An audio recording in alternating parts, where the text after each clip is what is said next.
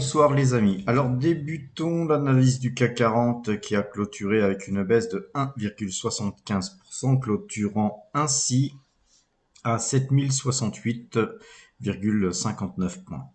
Alors, comme je vous l'avais dit la semaine dernière, l'analyse Ichimoku, qu'on va regarder tout de suite, nous montre que les cours ont tendance à vouloir aller retoucher la bande supérieure du Kumo. Donc on se rapproche, en tout cas beaucoup plus vite que prévu, puisque je vous avais dit qu'on pouvait très certainement aller toucher cette bande sous environ 2 semaines, 3 semaines par ici.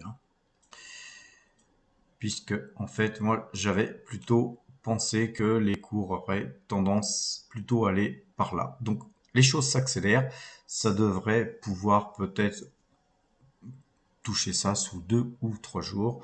Nous attendrons pour voir. Et nous resterons prudents car il est possible aussi que comme la couche là, du Kumo est très fine ici, qu'on puisse la perforer et que finalement le marché bascule vraiment vendeur. Néanmoins, le marché est vendeur à court terme. Reste que sur le long terme, le marché est toujours acheteur.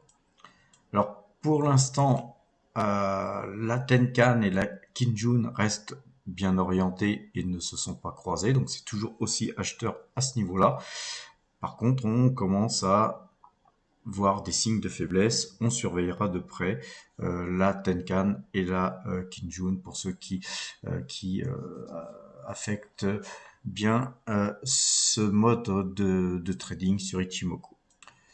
Concernant, on va supprimer Ichimoku, la moyenne 2 jours, 12 jours, on voit que c'est une moyenne qui fonctionne très bien. On l'a vu par exemple là ici où vous avez des bons mouvements. Parfois vous avez des faux signaux, mais c'est quand même quelque chose qui fonctionne très bien. C'est des cours qu'il faut paramétrer à l'ouverture, mais là on voit que la moyenne 2 jours, 12 jours reste bien vendeuse et en plus ce décrochage que nous avons vu aujourd'hui quand même est inquiétant. On va faire un petit tour sur la bande Bollinger. On va retirer d'abord les moyennes de 12. Sur la Bollinger Band, là, on voit qu'effectivement, on a perforé la bande inférieure, mais on est revenu dans la bande de la bande Bollinger. Donc en fait, ça c'est des excès, comme je vous le dis souvent, quand on perfore cette bande, on y revient très très souvent. Il y a des occurrences incroyables qui montrent que pratiquement tout le temps, on revient dans cette bande Bollinger. Donc on va dire qu'on reste sur le long terme acheteur, on a des positions long terme plutôt acheteuses, mais on voit un petit canal baissier se dessiner. D'ailleurs, pour ce faire, nous allons passer sur Metastock. Et sur Metastock, je vous ai préparé un petit peu un graphique avec justement ce petit canal baissier qu'on voit là ici, que je vous ai dessiné en bleu, qui montre quand même des signes de faiblesse, tout simplement pour l'instant des prises de bénéfices et peut-être un marché qui est un petit peu désorienté par des perspectives d'inflation supérieure à prévu et des perspectives de hausse de taux donc et aussi le fait que moi j'avais toujours été un petit peu dubitatif quand on me parlait d'inflation temporaire. Pour moi, l'inflation, c'est de l'inflation. Et j'ai jamais vu les prix jusqu'à preuve du contraire monter et puis rebaisser ensuite quand on a des hausses de prix qui commencent à être conséquentes sur les denrées alimentaires, sur tout un tas de secteurs de l'activité, forcément ça pèse sur les salaires augmentent et puis c'est le cycle infernal de l'inflation qu'on est en train de voir pointer le bout de son nez d'une manière assez virulente, je dirais. Alors, je vous ai tracé aussi sur ce graphique, entre le point là, le plus bas de fin décembre et le plus haut qu'on a fait depuis. J'ai tracé un petit peu une zone de retracement Fibonacci. Alors moi j'aime bien aussi voir où on va sur Fibo. Et on voit que la bougie d'aujourd'hui justement, elle est dans la zone des 38,2 à 50%.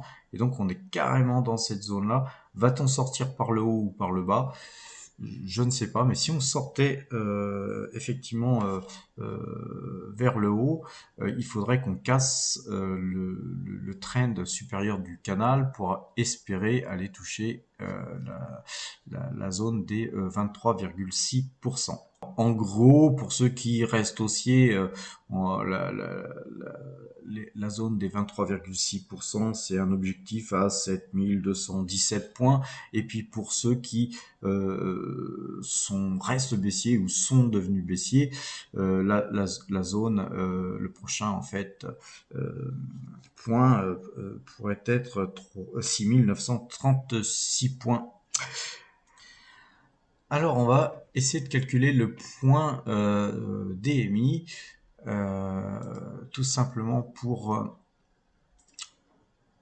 voir lundi à quel point moi je repasserai acheteur en phase trading. Hein. Donc pour ce faire, on va rentrer des cours fictifs. Je l'ai déjà fait le calcul hein, parce que c'est assez fastidieux. On peut mettre une quinzaine de fois des chiffres avant que la flèche passe acheteuse. Alors, c'était 7176,50. Donc, je vous le fais en direct pour que vous puissiez voir à quoi correspond ce mode de calcul. Donc, je rentre un cours fictif. Je sors de là. Donc, le cours fictif, il se situe ici. Hein. On va grossir un petit peu le graphique. On voit ici, là, c'est ce point-là. Et là, maintenant, nous allons tester. Donc, on va faire une phase test de Directional Index Mouvement. Donc, avec, c'est du paramétré sur 2. Ça calcule. Pardon. Foutu en l'air la souris. Et là, vous avez, on clique sur OK. Et là, vous avez notre CAC qui passerait acheteur sur ce point-là si éventuellement les cours montaient jusqu'à 7076,50. Voilà, donc ça c'est quelque chose qui me sert beaucoup pour savoir dans quel sens pour moi le marché va sur le court moyen terme, surtout court terme. Et j'essaye d'initier forcément mes positions quand ce système est acheteur sur des valeurs CAC 40 ou carrément en fast trading sur le CAC. Maintenant, j'aimerais aussi vous expliquer pourquoi en fait pourquoi j'ai choisi ce type de système. Tout simplement, on va faire un des zooms. Tout simplement parce que là, je vous ai mis sur 3 mois de cours. On est parti à 0.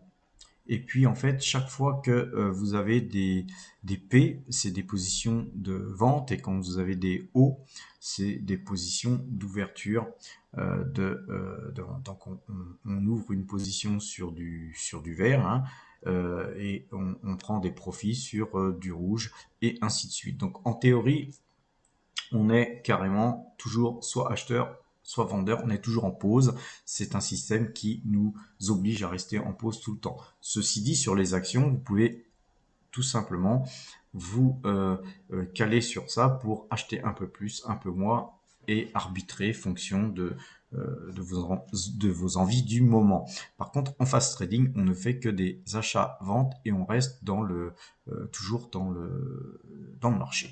Alors, quand on regarde dans les faits, on voit que ce système, quand on regarde sur l'equity, on voit que eh bien, nos profits nous permettent de capitaliser de plus en plus d'argent.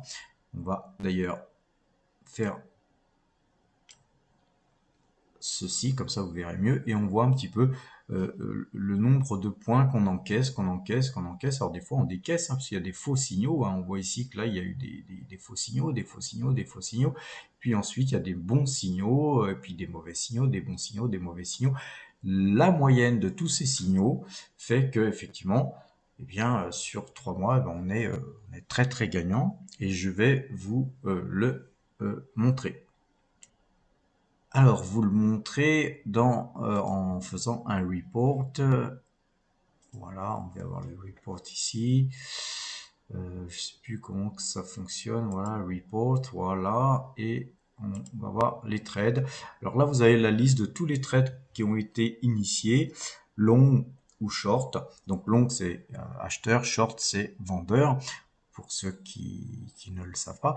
Et donc, vous avez tous nos trades qui sont en fait listés ici avec le profit qu'on fait ou les pertes. Hein, si là, par exemple, on a plus 38,18 et puis là, on a moins 7,53, plus 11,59, plus 16,68, plus 0,85, ainsi de suite. Donc tout ça, c'est listé, et ça nous permet de regarder en même temps tous les résultats en fait qui,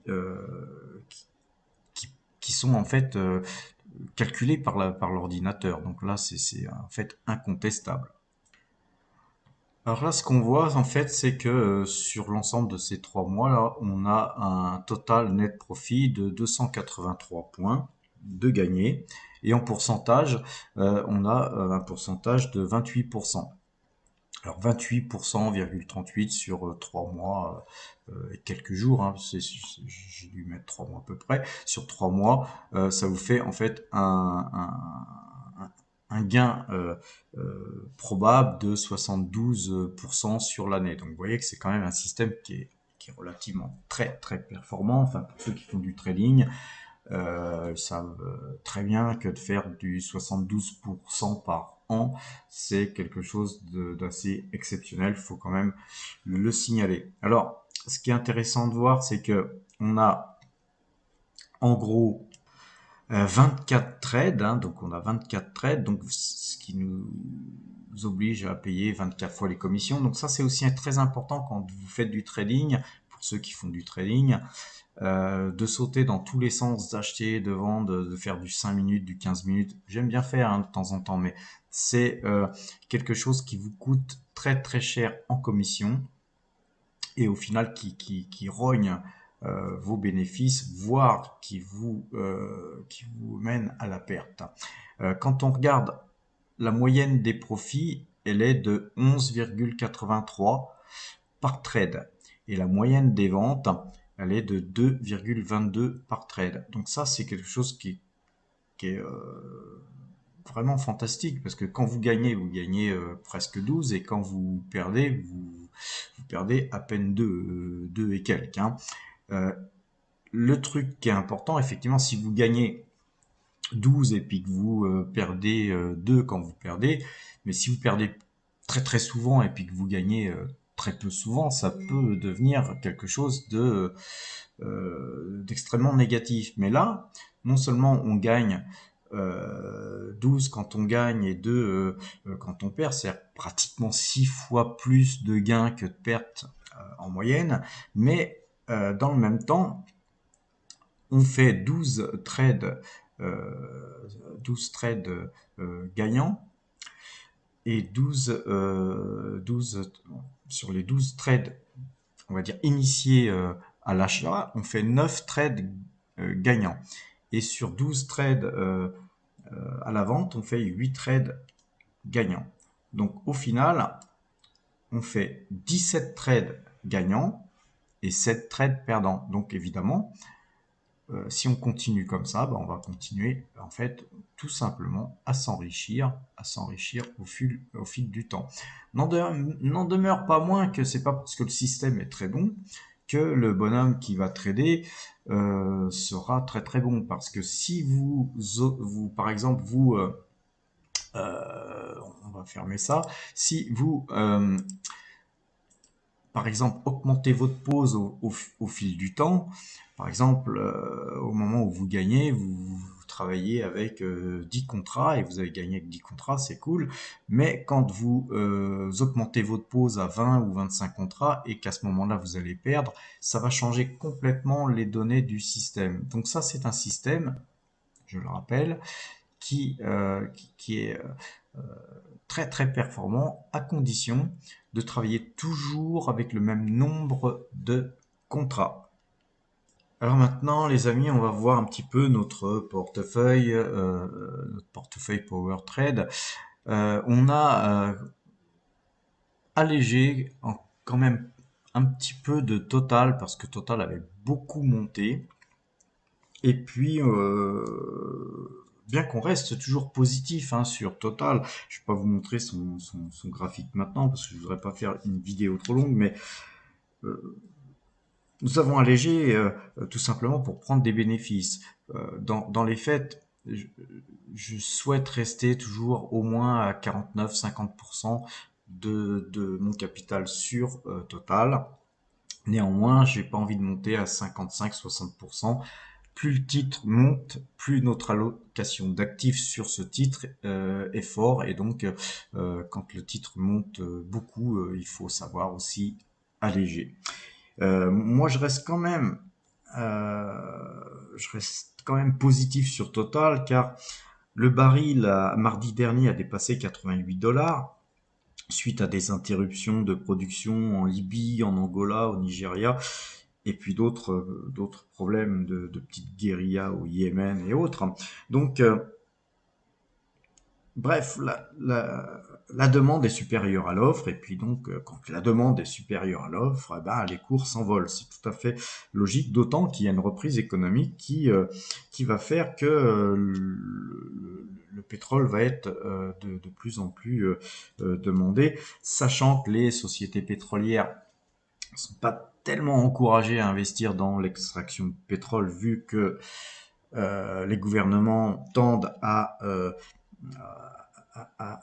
promouvoir les voitures électriques et tout ce qui est investissement alternatif au pétrole.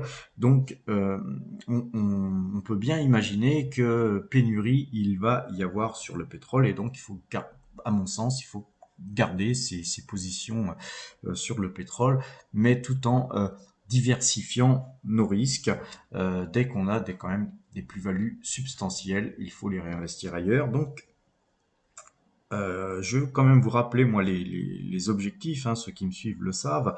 Mes objectifs sur le Brent, ils sont au minimum de 100 dollars, voire 120 et peut-être même 140 dollars sur les prochains mois, les prochaines années. Hein. Ça peut mettre 6 mois comme ça peut mettre 2 ans, mais les objectifs pour moi sont là.